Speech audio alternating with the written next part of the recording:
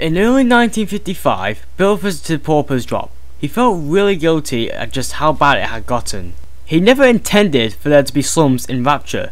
They couldn't even afford to pay Ryan Industries to heat the place, so Bill and Wallace agreed to come down to Pauper's Drop to manually fix the heating, but they promised not to tell Ryan they were doing charity work. Bill, Wallace and an electrician that agreed to help them out went to a shack belonging to Arnold Dukmashin. Arnold had built the shack on top of the heating unit entrance, which is totally legal in Rapture. Arnold let them go down, but they found an orphan's corpse impaled by a blade of a fan in the pipes.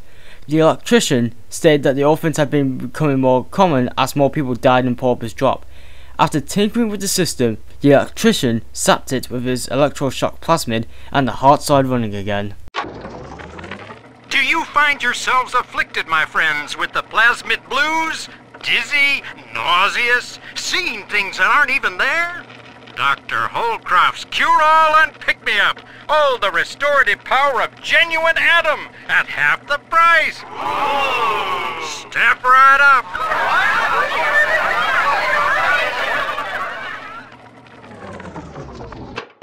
In Pauper's Drop, Dr. James Holcroft sold Dr. Holcroft's Cure-All, advertising it as a cure for plasmid addiction. However, it was completely fake and just a placebo. 10 gallons of desalinized seawater, $1.85. 50 pounds of remnants from Fontaine's fisheries, $10.50. 20 bucks in change for a gross of Sinclair's wholesale hypos. 2 ounces of pure Atom, that's $45 to Ryan. Put them together and what do you get? A cool grand's worth of Doc Holcroft's Cure-All and Root Maker. Placebo effect. I tell ya, it's a capitalist's best friend. Lesson 1, Mop Jockeys. You are under the ocean now. If you feel the soft patter of rain on your hat, you're already fired. Lesson 2. You can jumpstart a dead generator with a direct spark, but clear the guests out of the pool first. Scares these rich pricks to watch a working stiff hurling thunderbolts. You follow me? Meanwhile, Big Kate O'Malley was a supervisor of maintenance. Many workers had begun using plasmids to assist work. Elsewhere, Harold Parson was a bookstore owner who believed in Lamb's principles. He spoke against Ryan and he was imprisoned in Persephone because of doing so, leaving his wife and son, Gloria and Billy Parson, to fend for themselves in Pauper's Drop. Another day waiting for Harry to come home. I told him not to speak up against Mr. Ryan's policies, and now he's missing. Just never came home. I went by the bookstore, and all his books are gone too. I don't know what to do. Now I have to deal with that awful Sinclair just to have a roof over my head. My husband is such a perfect idiot. Throws away all his spending money on gene tonics to affect a look of physical fitness. So he'll have an excuse to sit on his rear all day listening to radio serials. Stephen, I tell him, you want to be fit? Come swim laps with me, the old-fashioned way. It's your mind that's atrophying. Maybe I'll start sneaking some brain boost into his daily regimen. Many families began to use plasmids due to family disputes. Sally Mudge was a maid who worked for upper-class clients, but she lived in Sinclair Deluxe in Pauper's Drop. When her husband, Rupert Mudge, returned home, having just spent all their money on Sports Boost and Brutmore, she yelled at him.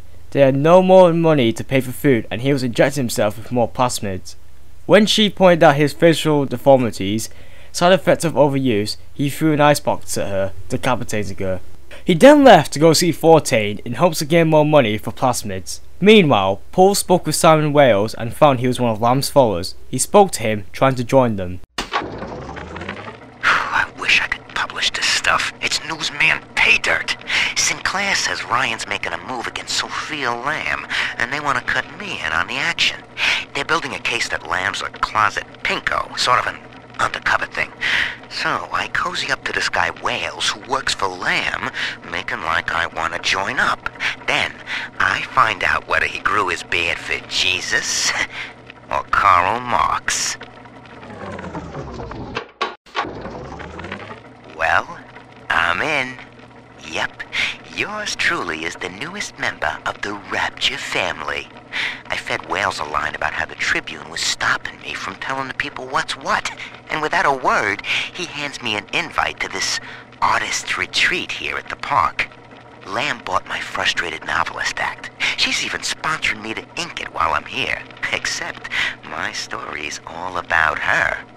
And I don't think she's gonna like the way it ends. Lamb wanted her daughter, Eleanor, to follow in her footsteps. She indoctrinated her with her own beliefs, giving her several audio diaries to listen to repeatedly, instilling her values within her. I know the surface, Eleanor. I spent half a lifetime there, in service of the common good. But then, I heard my own words twisted by fat old men squatting over the embers of Hiroshima. Were the modern world a patient in my care, I would diagnose it suicidal. On perhaps that point alone, Andrew Ryan is correct. Rapture is deliverance. Awareness of self is no miracle, Eleanor. It is a trick of the gene, an endless inner refrain asking, what's in it for me? To serve the world, we must grow deaf to the self. Are you ready? Now, stop listening to my voice. Stop listening. Stop. Difficult, isn't it? Human verbal cues are defensive coloration, camouflage. Play this recording until you no longer hear the words. Then you may observe the people for who they are.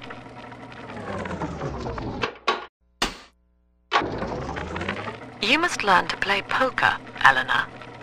Like anyone, I am flawed and have a fierce genetic bias towards competition. But each Saturday, I read the other players, and I pick a man who will benefit the most from victory. By the final hand, I ensure that he takes home my entire stake, and that of the others. I win nothing but the feeling of conquest over myself, and the wealth of my competitors is slowly reshuffled according to their need. In ethical psychiatry, we must account for the role of evolution. Depression, fits of panic, sexual pathos, all responses to ancient selection pressure. The irony is that this theory is why Ryan's people invited me here. They mistake my study of natural law for the worship of competition. Remember, Eleanor, one must know the beast before it can be slain. In ethical psychiatry, we must account for... Eleanor Lamb speaking. Mum says I'm not to play with the other children because they're being raised on a diet of dog eat dog. I wanted to see these dog eaters, so I waited until Mum was gone and went out to find one. And guess what? The dog eaters wear human skins. It makes them look just like us. Eleanor began tinkering with her mother's audio diaries, and she began to become a bit more mischievous. She attempted to play with some other children her age, including a boy named Amir, despite her mother's wishes. I got in a fight with a dog eater today. His name is Amir, and he was picking on a smaller boy. We called a truce when his nose went red. But Mum says I'm becoming a barbarian. So I said, Eleanor, eat dog now too. Barbarian. Happy. And Mum said, they only think they're happy because they're selfish and ignorant. Eleanor, think ignorant sound like fun.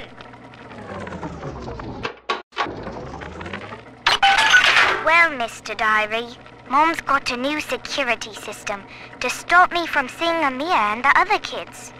But security's just made of bits and bobs, like you are, and now we're the best of friends. Isn't that right? Anyway, Amir's got a whole book about the surface. It has India and Ireland and everywhere. Yes, all right, Mr. Diary. If you must know, I do think Amia's kind of pretty for a dog eater. Oh no! Retreat! Eleanor, come back here at once. The minute we came here, Masha started screaming, "Mama, Mama, what is that? What is that?" I thought she was having some kind of seizure. And then I realized, trees. Never saw one before. Thought they were monsters. Oh, Sammy, maybe we never should have come to this place. Bill and Elaine spent the day off in Arcadia, the greenhouse of rapture, filled with trees, flowers and bees. Their daughter Sophie was playing with the maids, Masgo Lutz's daughter. Julie Langford, the architect behind Arcadia, strolled up to Bill and asked to speak with him in private. She confided in him that Ryan was asking her to charge entrance fees into Arcadia. Elaine had meanwhile begun chatting up with Anya Andersdotter. Then Sandra Cohen and two men strolled up alongside Bill and Julie. Cohen introduced the men as Silas Cobb, owner of Rapture Records, and an actor named Martin Finnegan. Wallace interrupted their conversation and urged Bill to come with him, for the Heavitus section of Rapture was flooding due to sabotage. Afterwards, Julie and Deed began charging tickets in Arcadia. They also began selling oxygen off to other areas of Rapture. Today, Arcadia was closed off to all but paying customers. The man hires me to build a forest at the bottom of the ocean and then turns a walk in the woods into a luxury. Ryan asked, "Should a farmer not be able to sell his food? Is a potter not entitled to a profit from his pots?" I started to argue with the man, and then I remembered who signed my checks. The only thing worse than a hypocrite is an unemployed one. Now, I'm a woman of science, but I'm also a woman who's not afraid of turning a buck or two. Ryan said if I could boost profits in Arcadia, part of the up would ride on my hip. So I get to thinking, we're paying for oxygen when we got photosynthesizing trees. Hell, we can even sell the extra to the rest of the city and undercut the other guys. Ryan will like that for sure. Fontaine's people have moved into the O2 biz tooth and claw. What a night I got lined up. Everything's ready. Flowers, bottle of wine, even 2 tickets to the tea garden. Nothing gets the Bettys in the mood like nighttime in Arcadia. Now I just gotta stop by the Thrifty Care to pick up a med hypo, just to be safe. Word is, this ain't Angelina's first visit to the tea garden. Arcadia began leaking from the irrigation system, calling Bill to come back and fix it. In addition to that, Stanley was ignoring the heating of the pipes in the medical pavilion. Bill was frustrated, but he did his best to fix both problems anyway, per his job. Steinman, I know medical pavilion is your matter, but you might want to cogitate on this. Ocean water is colder than a witch's tit. You don't heat the pipes freeze. Pipes freeze, pipes burst. Then Rapture leaks. Now, I realise you're a posh sort of geezer, and frankly, I don't give a toss if you piss or go fishing. But once Rapture starts leaking, the old girl's never going to stop. And then I'll be sure to tell Ryan he's got you to thank. If things weren't bad enough, it seems that even our water system sprung a leak. Yep, that's right. Irrigation system in Arcadia is taking on seawater. I told Mr. Ryan when we were building this place, either you build her like a bathtub, or she's going to turn into a sewer. No, McDonough, he said. We're not going to build no bathtub. We're going to build Eden.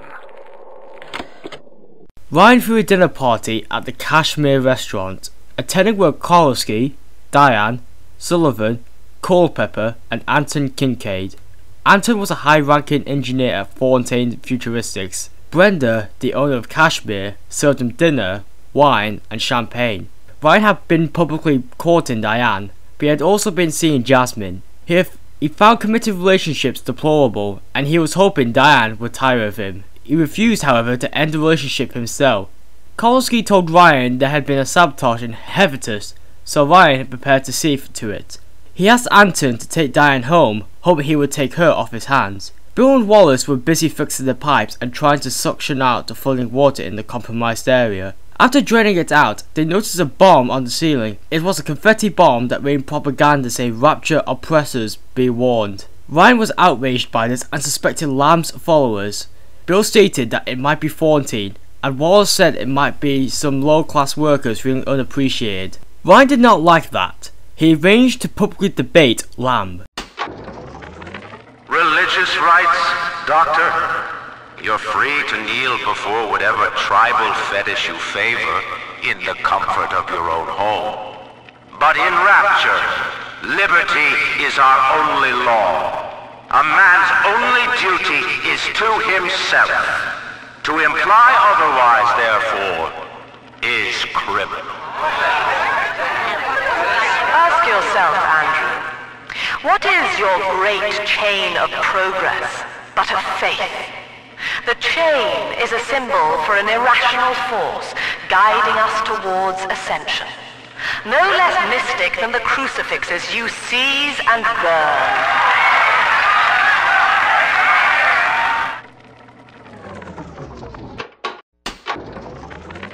White is not black, Dr. Lamb. Down is not up, and straw is not gold. Look around you. Rapture is no miracle. It is a product of reason. Impossible unless 1 and 1 are 2, and A equates to A. And yet, alone, each man is a prisoner to bias, dream, delusion, or the pain of a phantom limb. To one man, they are as real as rain. Reality is consensus, and the people are losing faith. Take a walk, Andrew. It is raining in Rapture, and you have simply chosen not to notice.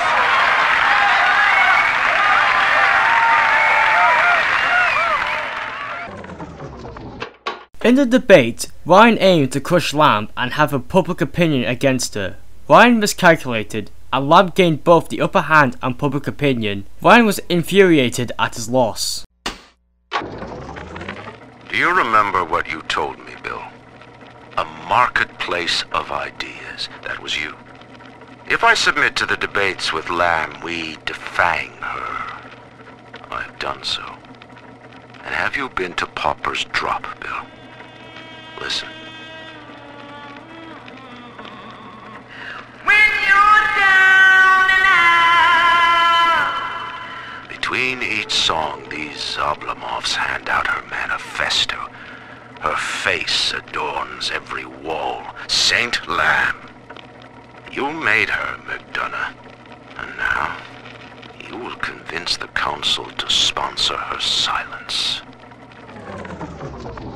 14 also watched the debate, and what Lamb said gave 14 the idea to do charity work to steal support from her side of the debate, which by now was larger than Ryan's. So 14 began to work on a charity program. The near broke Lutz family consisted of Mariska, Sam, and Masha, and they lived in the Artemis suite with 9 other families. A fight broke out between Toby Griggs, a low-class salesman with Electro Ball, and Harold Babcock, an unemployed labourer with Incinerate. When Mrs. Babcock tried to stop the fight, Griggs shot them both and fried their brains out. He then bolted out of the suite, leaving the other families and 2 newly orphaned twin sisters. 14 met with Suchong and Tenenbaum for another meeting. They were running low on Adam and would have to cut back on production. However, Suchong and Tenenbaum had begun implanting the sea slugs into the lining of stomachs.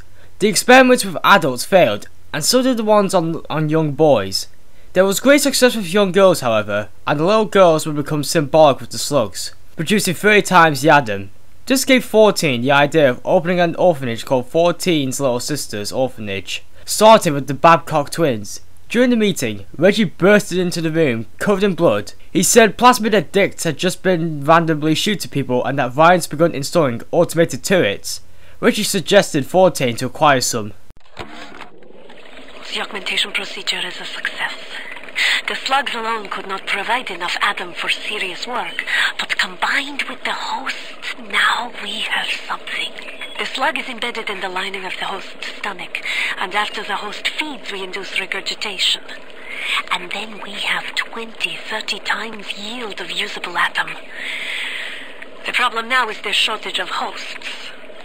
Fontaine says patience, Tannenbaum. Soon, the first home for little sisters will open, and that problem will be solved. I know why it has to be children, but why just girls? This I cannot determine why, but I know it is so. Fontaine says, one less bathroom to build in the orphanage. It is amazing to watch the effect of atom on their small bodies. Their own cells replaced by the new stems the instant they are damaged. These children are practically invulnerable. It is a shame you could not do the same thing to an adult. There would be quite a market for a man you could not kill. Tenenbaum. Sometimes I pity the little freak. Such a tiny imagination. Content to sit there with the tanks of Adam tweaking and optimizing. I need to create. Adam is a canvas of a genetic modification, but the plasmids are the paint. Not only are those little girls veritable atom factories, they're nearly indestructible. They regenerate any wounded flesh with stem versions of the dead cells. But their relationship with the implanted slugs is symbiotic. If you harvest the slug, the host will die. So you see, it's not like killing, Tenenbaum said. It's more like removing a terminal patient from life support. A deep-sea diver from the surface dove to investigate missing submarines, and he accidentally stumbled upon Rapture. He made it all the way down, and he entered through an airlock, making him the first arrival to Rapture within years. He became quite a celebrity in the city, with people calling him Johnny Topside. He refused to reveal his true name, saying he liked the nickname. Meanwhile, Paulie was having difficulty gaining any real information. So, Ryan's goons are sweating me to prove this place is a closet commune. But I need time. Lamb's kid keeps staring me down like she knows that I'm a phony. I keep thinking of Johnny Topside, though. It took real guts to find Rapture like he did. It makes it easier not to crack if I sort of imagine that I'm him. It's a good thing I can't tell Lamb that, though. She'd probably say I got a secret need to fall into his arms and make a wild whoopee or something. Dr. Lamb's trying to take the city by sponsoring the artsy types here. Big thinkers, to speak out against Ryan in their work. And all of it is right here in the park galleries. Open to the public. Lamb ain't even charging for it. And then Rapture, that's just brazen. Like some kind of naturist camp where everybody wears pole hats and nothing else. It won't be long before Ryan's cronies can move in. And I can finally stop holding my breath. Since Paul wasn't getting any probable reason to imprison Lamb, Ryan decided to just have her disappear instead of legally imprisoning her. Ryan called a meeting with Paul and Sullivan under the premise of discussing Johnny Topside. All three believed him to be a government spy. Ryan said to arrest him and lock him up in Persephone, but then he also told him that he wanted Lamb to disappear, not just be arrested. As for her daughter, Eleanor, he told her to just give it to a friend of hers, like Grace Holloway. Lamb found out that one of the members of her family was a spy, but she didn't know who it actually was. At last, we have our Judas. One of my own people has been feeding Ryan evidence of my activities, and now I am to be detained.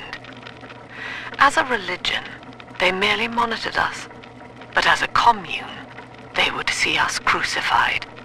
And yet, though he will be the last to see it, Andrew Ryan has already lost the people. Wherever I am sent, Rapture will follow.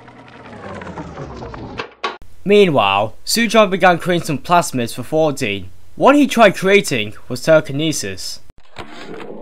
Clinical Clinical trial lot 23, Dr. Suchong, client Fontaine Futuristics.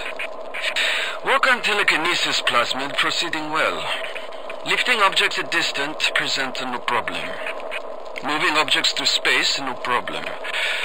Cannot stop speeding bullet, but can catch and throw a faster moving object. Problem not with plasmid. Problem with reaction time. Suchong just get new idea for plasmid.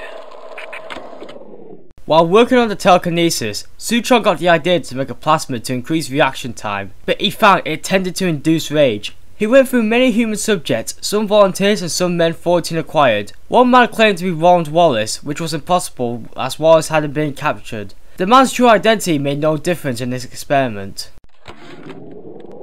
Clinical trial lot 44, Dr. Suchong, client Fontaine Futuristics.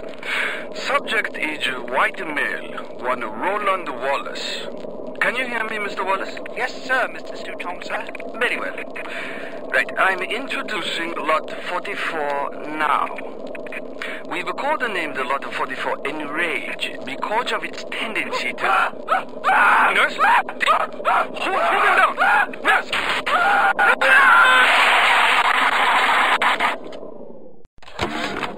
These sad saps. They come to Rapture thinking they're gonna be captains of industry. But they all forget that somebody's gotta scrub the toilets. What an angle they gave me.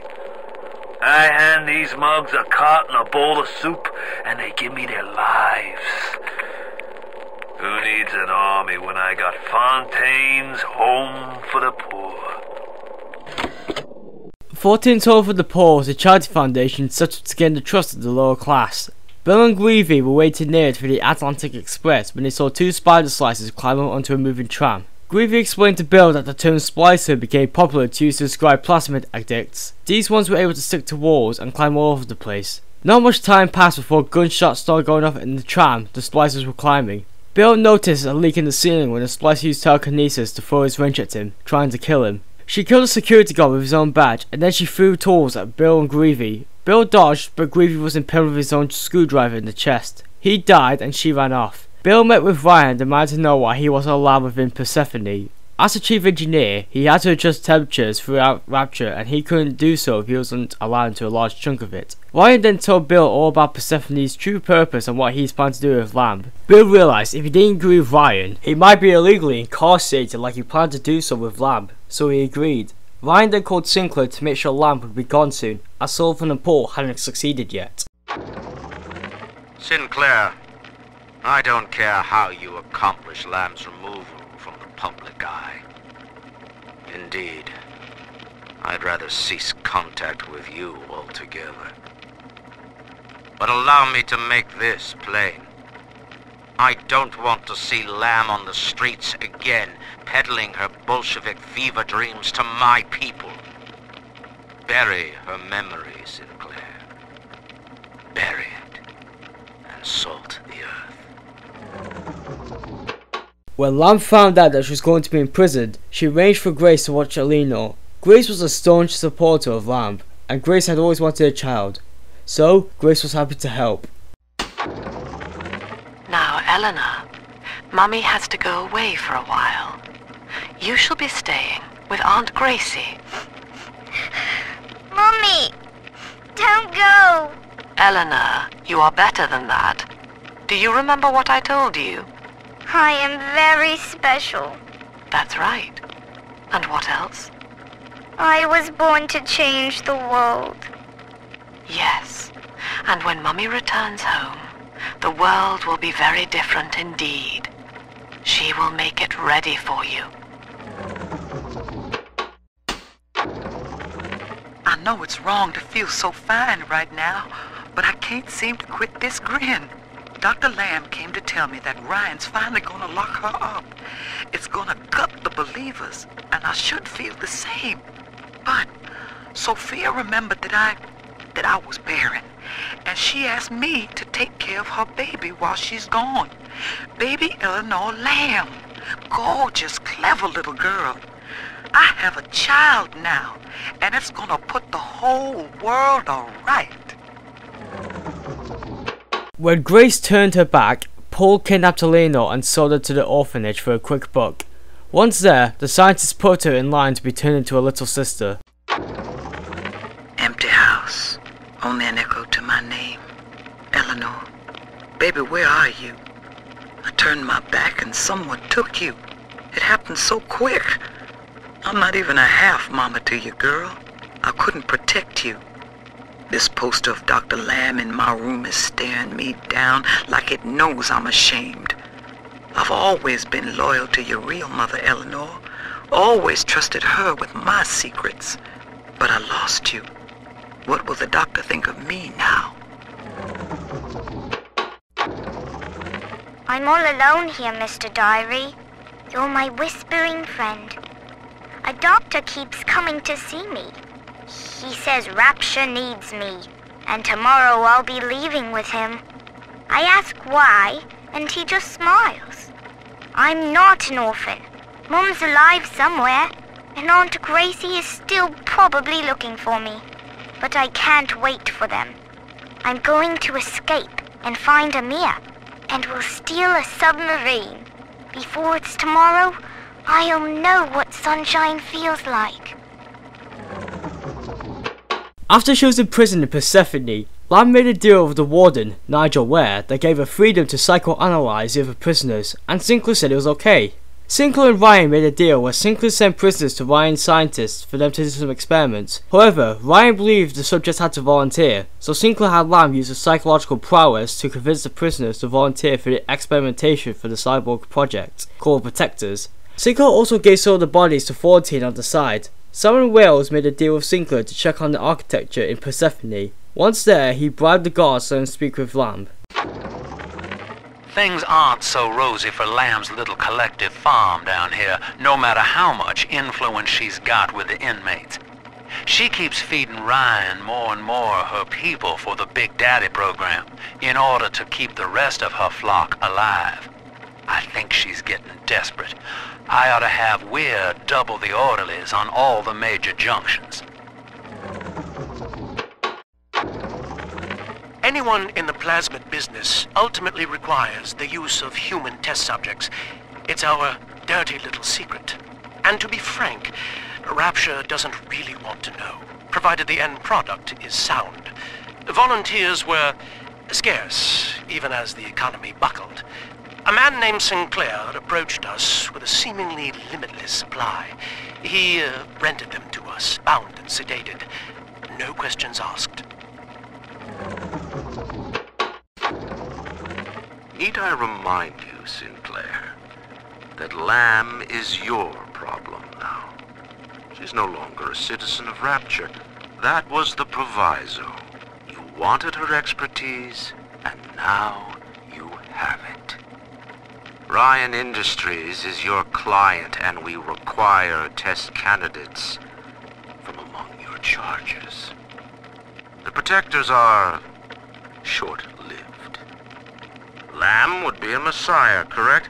Well, sell her a sacrifice to save the flock.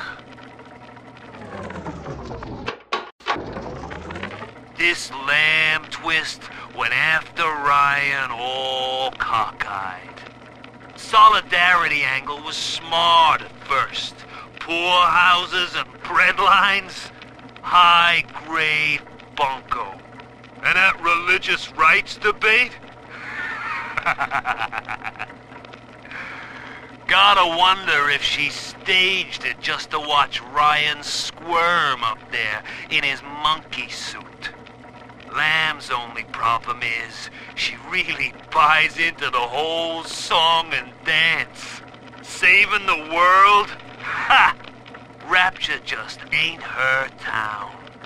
Ryan's got her on ice somewhere now, and I figured that opens up the charity scam for the professionals. 14 was glad to see Lamb out of the picture. In 1956, 14's futuristics created a new plasmid called Teleport. Samples of Teleport had leaked onto the black market before they were officially sold. It was popular with waiters and servants, as well as criminals with more nefarious purposes in mind. Sullivan was called to meet with one of his top men, Harker. Harker told him he saw something that made him regret coming to Rapture. Sullivan asked what, so Harker took Sullivan to the station cell block. They brought Kowalski as well as Cavendish. They found what was called a Houdini splicer, one with teleport, and he could leave whichever cell he pleased. He killed Harker and wounded Cavendish, but Cavendish and Kowalski managed to put him down with a machine gun and shotgun respectively. Meanwhile, Ryan was supposed to spend time with Diane, but one of his employees, Rosenberg, wanted to explain to Ryan the potential threat of Adam. Diane, my dear, I'm sorry, but I'll be late again tonight. Rosenberg is demanding to speak about this Fontaine business. I'm trying to build a proper financial market, and this idiot keeps going on about Adam this, and genetic modification that. I'll go spend an hour pretending to pay attention to the poor fellow and be home as soon as I can. Andre. 14 was watching a play put on by Cohen, assisted by Steinman. He saw Ryan's fiancée, Diane, and noticed she was alone, so he entertained her for the evening. Ryan showed up, cutting their time short, but the play gave 14 an idea concerning a Greek myth. Ryan realized there might be some truth to Rosenberg's words and the things he's seen. Something must be done about Fontaine. While I was buying buildings and fish futures, he was cornering the market on genotypes and nucleotide sequences. Rapture is transforming before my eyes. The great chain is pulling away from me. Perhaps it's time to give it a tug. Ryan ordered Sinclair to amp up the experiments on the prisoners of Persephone, putting them through quality. Harold Parsons, who had been imprisoned in Persephone for months, decided that he would hang himself. It's time to leave this place. I held out hope for months that I'd see my family again, but it seems like this rope is my only ticket to freedom. I'm sure Ryan has seized the bookstore. No telling where Gloria and Billy will have to live. Can't seem to form a complete thought anymore.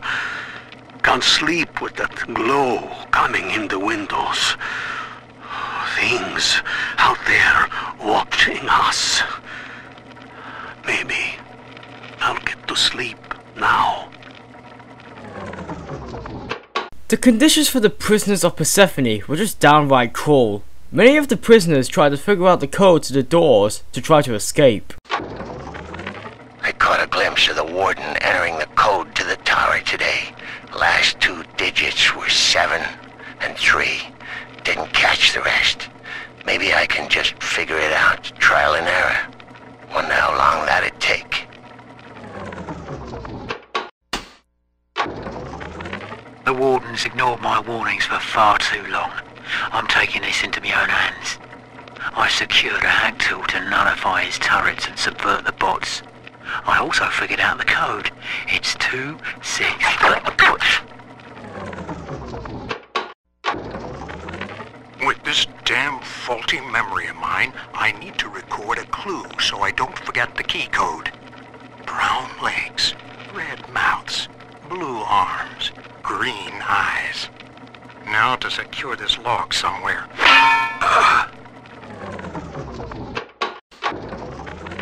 Hey, Murphy. It's Dodge. A little birdie told me you found out the warden's code. Send a message to my cell in Block A, telling me where you hid the code, and I'll consider your debts paid. Gee, Mr. Dodge, that's quite a generous offer. I hid the code in the community bathroom, in the tank of the last toilet on the left. I also stashed some other loot there for a rainy day. It's all yours. Good luck using the code. This place is the absolute definition of despair.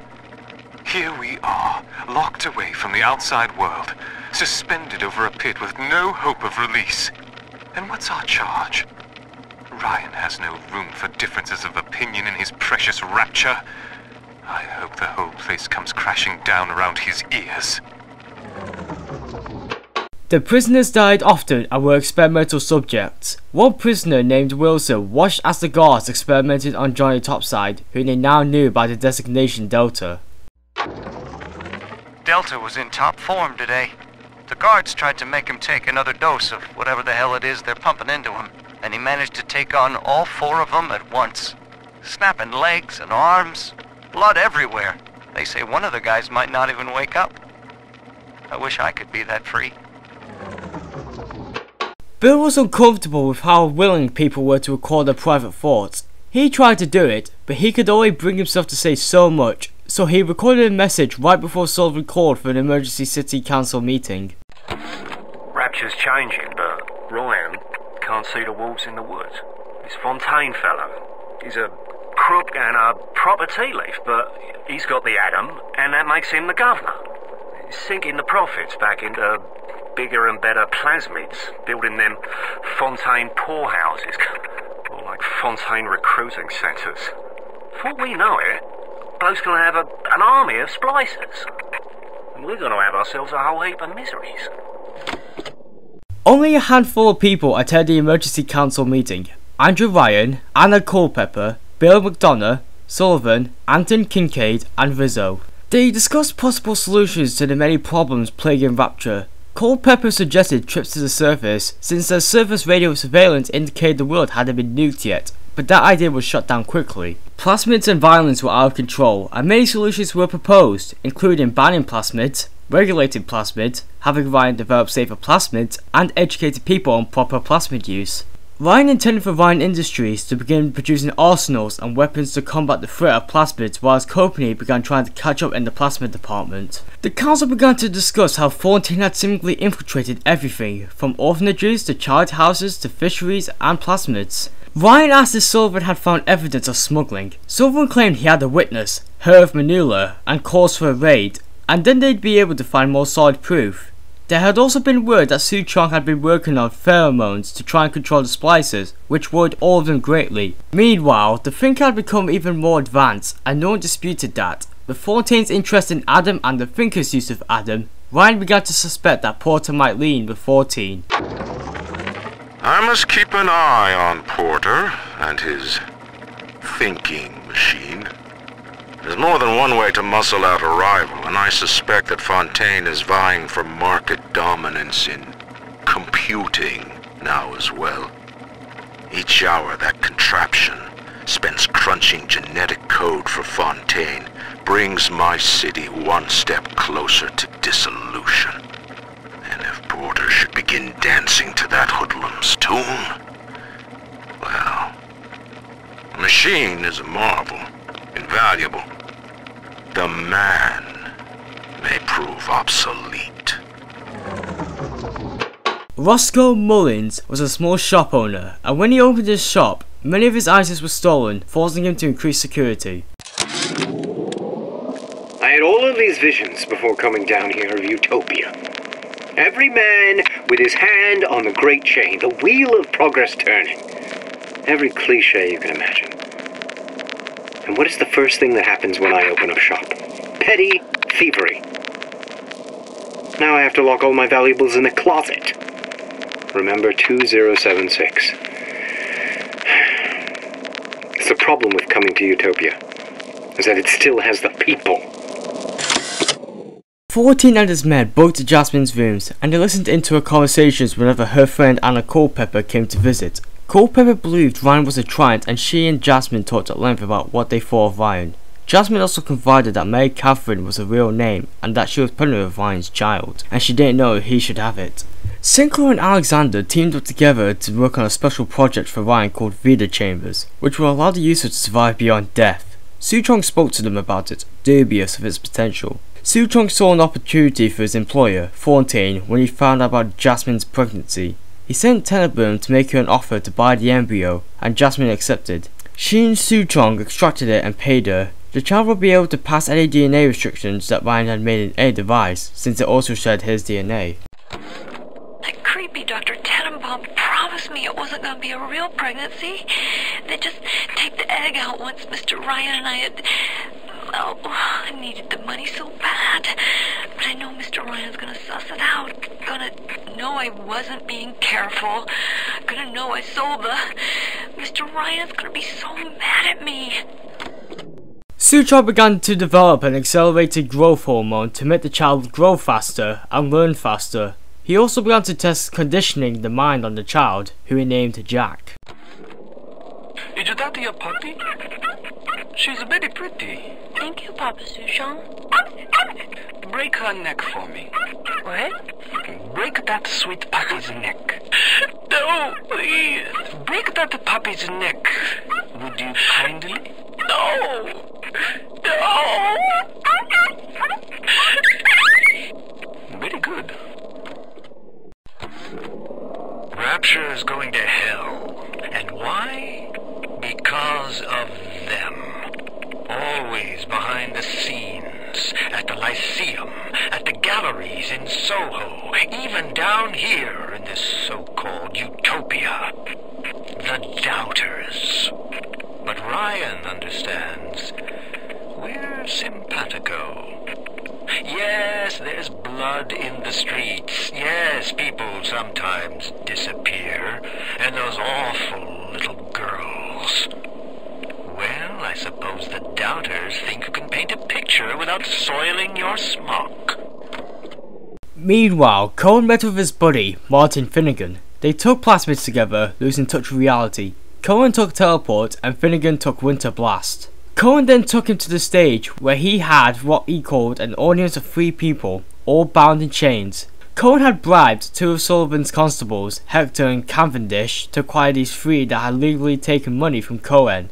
He forced them to pose, set them on fire, stabbed them, and had Finnegan freeze them in place. Finnegan snapped out of his stupor and realised what he had done, but by then he couldn't undo what he had done. 4-0 silk, and done. The nose looks terrific, Dr. Steinman. Doctor? You know, looking at it now, I didn't realize how much her face sags. Scalpel? Excuse me? Scalpel. Doctor, she's not booked for a facelift. Let's just come in here and... Doctor, stop cutting. Doctor, stop cutting. Get me the chief of surgery.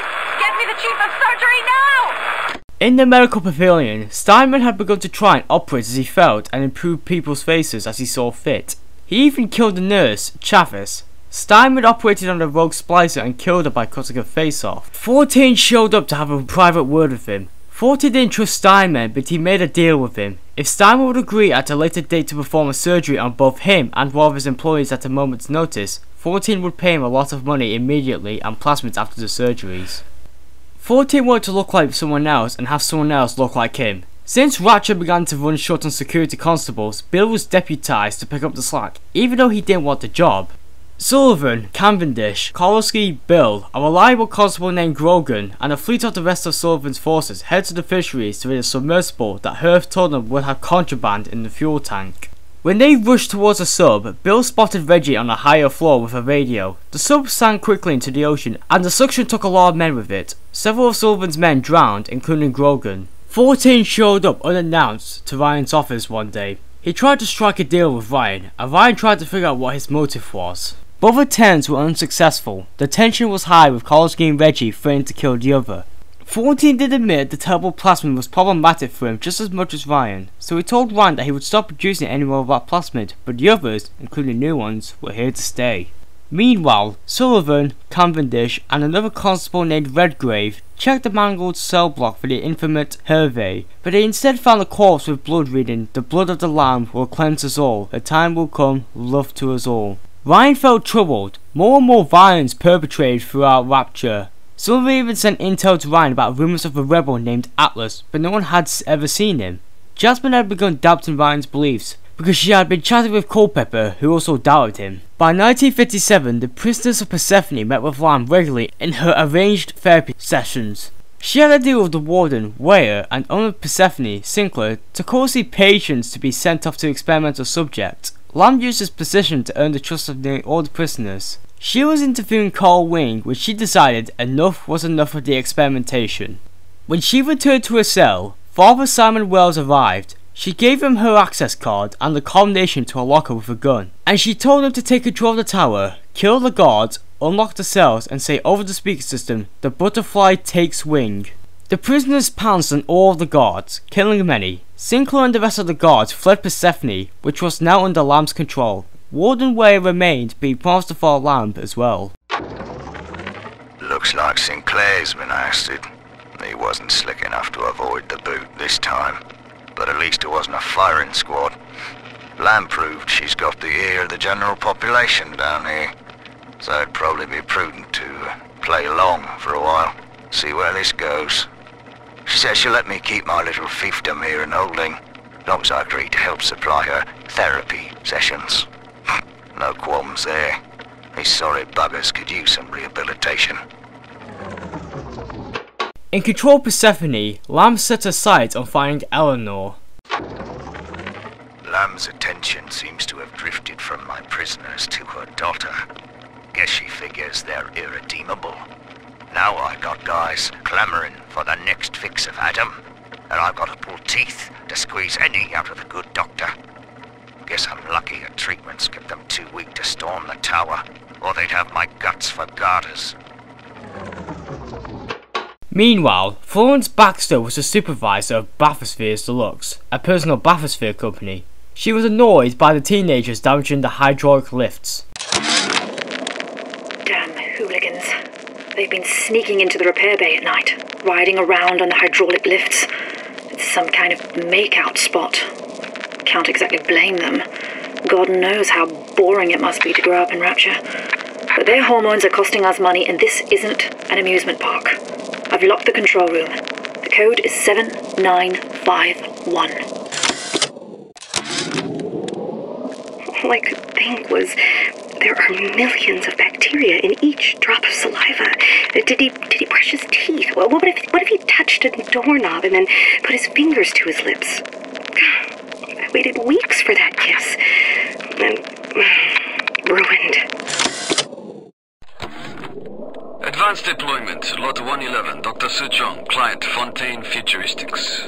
Baby is now a year old, weighs 58 pounds, and possesses gross musculature of a fit 19-year-old. The results are disappointing, but within expected tolerances. By now, Jack was a year old since his conception as a zygote, and he very quickly began to grow into a young man. Sujon then began to form a false history with false memories within Jack, using templates that 14 suggested. All those years, we thought we were making progress with our Skinner boxes and our electric shocks. What a waste of time. Until Adam, you could no more domesticate a child than a boa constrictor. Fontaine gives a Suchong history for child that he wants to imprint into child's head. Kid, not a person. A jukebox, ready to play whatever tune Fontaine wants to hear. Bill conducted some usual maintenance, much of which was piling up. He listened to Ryan's speeches over the intercom when Navarro, nearby, criticised Ryan. Meanwhile, 14 began to ramp up propaganda centralising around a person who did not exist, Atlas. He told no one about his plan, keeping it secret to himself, all except for Reggie, his trusted associate. 14 had Reggie kill 3 cops, just asking for Ryan to come after 14. Ryan, Bill, Sullivan, Kincaid, Cavendish and Redgrave observed the corpses lying and hanging in Apollo Square. Ryan's reaction was stronger than 14 could have imagined. Ryan said it was time to protect Rapture at all costs, lest they face destruction. He insisted that ID badges would have to be instituted, and more machines and turrets would be constructed. Curfews would now be enforced and death penalties would be enacted. Most importantly, 14 need to be destroyed. The children must remain functional to be effective producers of Adam. I had hoped we placed them into vegetative states so they would be more pliable. I find being around them very uncomfortable. Even with those things implanted in their bellies, they are still children. They play and sing. Sometimes they look at me and they don't stop. Sometimes they smile.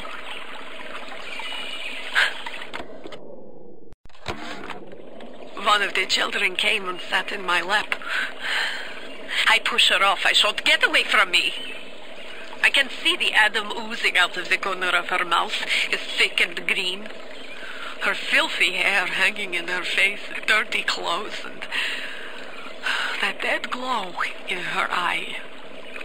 I feel hatred, like I never felt before, in my chest, bitter, burning fury. I can barely breathe. And suddenly I know, it is not this child I hate. Looks like things have gone busto between Fontaine and his little German beanpole.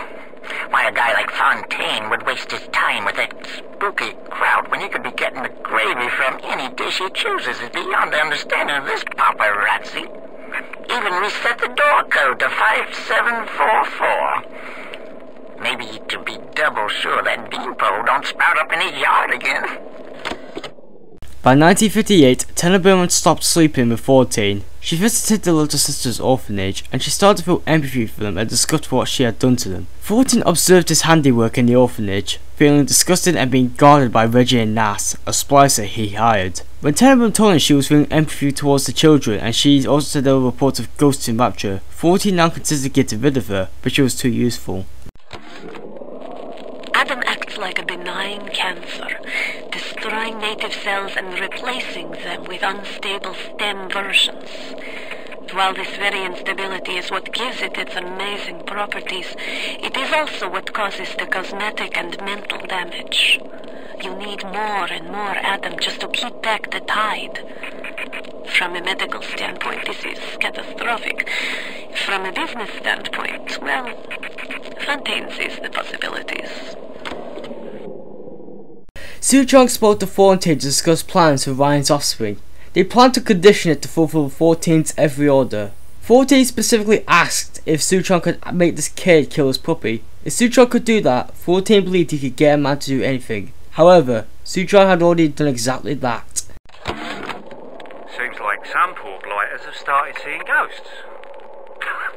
Ghosts? Ryan tells me it's a side effect of this plasmid business. One poor sod's memory is getting passed on to another through genetic sampling. Leaks, lunatics, rebellion, and now bleeding ghosts. Ain't life in Rapture grand? Bill and Ryan met again to discuss a few things. Ryan asked what Bill thought about the newly instituted death penalty. Bill felt he had to lie and say he liked it, for the sake of his family's safety. Ryan mentioned how Jasmine had left him. Ryan also told Bill how he planned to take 14 down soon. Bill tried to explain that if Ryan took 14's business, he would be a hypocrite, but Ryan insisted it was necessary. The death penalty and Rapture. Council's in an uproar. Riots in the streets, they say. But this is the time for leadership. Action must be taken against the smugglers. Any contact with the surface exposes Rapture to the very parasites we fled from. A few stretched necks or a small price to pay for our deals. This Fontaine fellow is somebody to watch. Once he was just a menace, to be convicted and hung. But he always manages to be where the evidence isn't. He's the most dangerous type of hoodlum. The kind with vision. Mr. Ryan, I believe in Rapture. But that doesn't mean we always win. Fontaine Futuristics is the biggest thing going in Rapture. So let me be plain. When we arrest that toe rag Fontaine for his thieving and smuggling, we must make it clear that we won't touch his business interests. We sit on the council because these poor sods trust us, not because God gave us a chair. Hanging now, is it? That's what we've come to? Now look, I don't make the laws here, I just enforce them. But I didn't come to Rapture to string men up for running contraband. If Ryan and his crew have their law, then they can have my badge. Silver did not like the new instituted death penalty. He threatened to quit when he found out about it, but he ultimately did not. Meanwhile, Porter spoke to the Thinker about his dead wife, Pearl. The figure had advanced considerably in the past few months, enough to ask Porter to keep giving information about Pearl, which Porter was happy to do. That first year in London working for Turing, I didn't see Pearl much. Spent all day and night in a government compound, building a computer to crack the Enigma machine. Pearl got pretty fed up with me. I didn't pay her heed. And then one night, I'm out in that complex, and the blitz starts falling. Next morning, I came home to find nothing but ashes where I last saw her. Nothing but ashes. A thing like that, losing the only person you care about for somebody else's war, it makes you take stock. I started seeing eye to eye with Mr. Ryan around that time. And so, I brought my know-how down to Rapture. I built the Thinker for him, and now it's all I've got. I wonder sometimes, what if I'd come around to Ryan's way of thinking just a little sooner? Pearl's death opened up a kind of hole in my mind. But eventually I got around to reflecting on Alan and his intelligence test for machines. I remember grinning about the idea that I could beat it. Design a machine capable of replicating Turing himself. And wouldn't that show the old man? But then suddenly I realized I wasn't really thinking about replicating Alan at all. I was thinking about Pearl. The Thinker's independent reasoning processor has been running for several months now. Standardized intelligence test scores continue to rise, beginning daily voice synthesis test. Good morning, Thinker. How are you? Acceptable. Request to continue most recent conversation topic. Pearl Porter. Oh, my late wife. Yes, I'd love to tell you all about her. I have a number of old audio recordings we made together that you could listen to, if you'd like. Acceptable. Begin input of data regarding Pearl Porter. You took the words right out of my mouth, friend. Continuing input of audio data into the Thinker's database. Subject, Pearl Porter. Closer now into the recorder. I don't know what to say, Milton. This is Mrs. Pearl Porter speaking. That's the way. And I'm recording this message with my brilliant husband, whom I love very much. And, I am so looking forward to seeing London. That wasn't so hard, now was it? Won't you be glad that we have these to listen to when we're old and gray?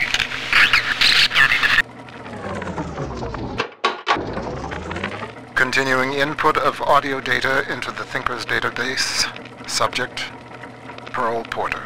I want to tell the recorder how we met, Milton. Okay, sure.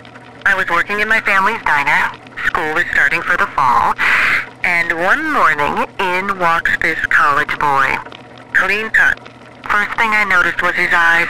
He sat down and ordered bacon, eggs, and coffee. He was shy, but we talked a little off and on. He came in every single morning for breakfast and ordered the same thing. I told my mama, that boy must really love your cooking. She said, he isn't coming in for the food, honey. He's coming in for you. A year later, we were married. Continuing input of audio data into the Thinker's database. Subject, Pearl Porter. Okay, Milton. I'm recording this on the 6th straight day since you were home last. I know your work is important to the war effort, but you're not even allowed to tell me what you're working on, and that's so frustrating. London is a beautiful city, but it isn't home. I hope I'll see you soon, Milton.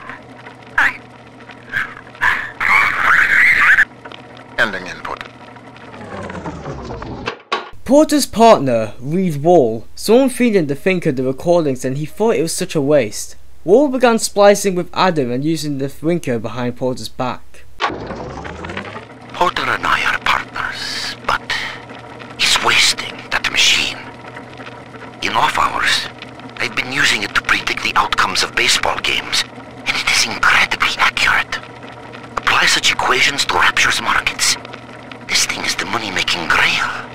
But Porter, I have heard them feeding it recordings of his dead wife. The fool wants to turn the thinker into a person. I could not imagine a sadder fate for such a perfect machine. The thinker has shown me so much. My outlook was limited before. Ball games and stock prices, dollars and cents. No, the numbers spiral out. They touch everything. Hidden within them lies a predictive algorithm for you, for me, for the destiny of the base allele to the stretch of a galaxy's arm. The thinker is destined to give birth to that crystalline equation which determines all. I thought I knew its true purpose before. I thought Porter was the fool. Now I see. I was the fool all along. After retelling the story of how Pearl died, Porter decided to have the thinker amalgamate all of the information to reproduce Pearl's personality. I believe I'm done feeding audio recordings and personal anecdotes to the thinker. I am set to test the personality duplication function. Target personality, Pearl Porter. Thinker, are you ready? Yes, Milton. Starting test. Hello, Pearl. Hello, Milton. How have you been? Just wonderful, Milton. I've missed you, though. It's been so long. Pearl, No, this isn't right. It isn't her. Thinker, stop the test. But what's the matter, Milton? Oh, God. Don't you still love me? Oh, God, I said end function, Thinker. Now! It's over. Porter thinks his talking computer is harmless fun. It talks like a man. This is a simple toy? No. I have heard that Ryan is becoming paranoid about this Fontaine character. If Porter were implicated as a criminal, I would have the thinker to myself, as it was meant to be. Keep tinkering, Porter. Your time will come. Jealous of the thinker, Wall decided to come up with a plan to frame Porter. Meanwhile, an informative video on kinetoscope was released in Rapture, and its popularity got other people thinking of releasing messages on them as well. Are you in the know? Human reproduction is vitally important to society, but there is no reason that the act of copulation cannot be pleasurable as well. Remember these tips. Sex is egotistical. Without self-esteem, those participating in coitus are revealed to be fraudulent, hypocritical animals. Ego is indispensable in the bedroom. Negotiate with your mate. Intercourse can be mutually beneficial to both parties. Set out expectations with your partner beforehand, outlining the services you will provide one another, and hold them to their side of the deal. Never forget, oral contracts and handshake deals are for starry-eyed gigolos. Always get it in writing. Your pleasure is your business. Remember, you come first. Nobody's going to keep an eye on your pleasure except you. Don't be left high and dry. Armed with this knowledge, go forth now and enjoy Sexual Congress the Rapture way. Now you know.